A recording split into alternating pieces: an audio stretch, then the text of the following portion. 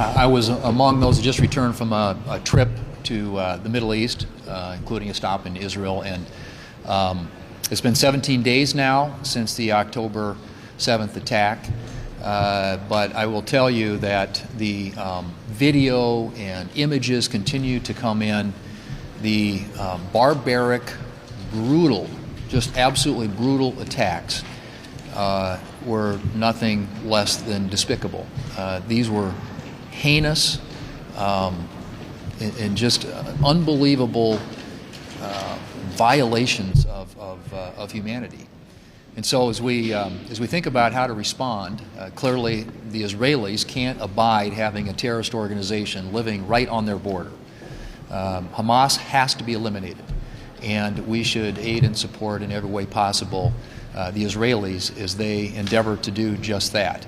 And of course we have to remember that the animating force behind the evil in that region of the world is, as the leader pointed out, Iran.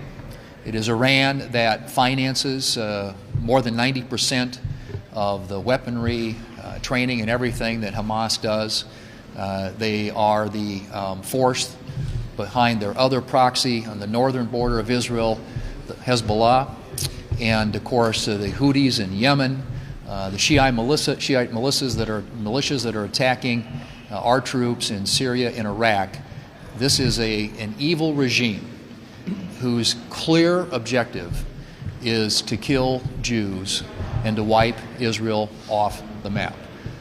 That's the reality that is confronting the leaders in Israel right now. And Hamas, when they committed these incredibly violent and brutal acts, also preserved it, posted it on social media, celebrated it in front of the rest of the world. This evil has to be confronted. It has to be dealt with.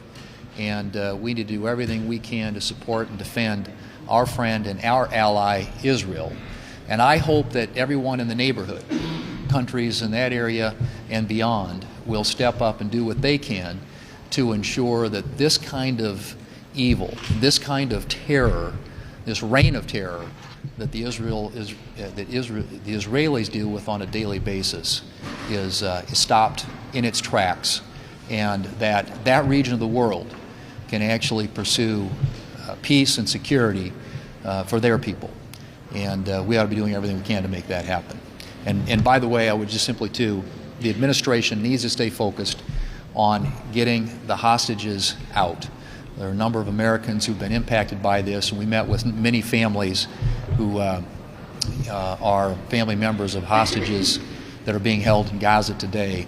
And I would just urge the administration to work with our regional partners to ensure they're doing everything possible to get those hostages back safe and sound.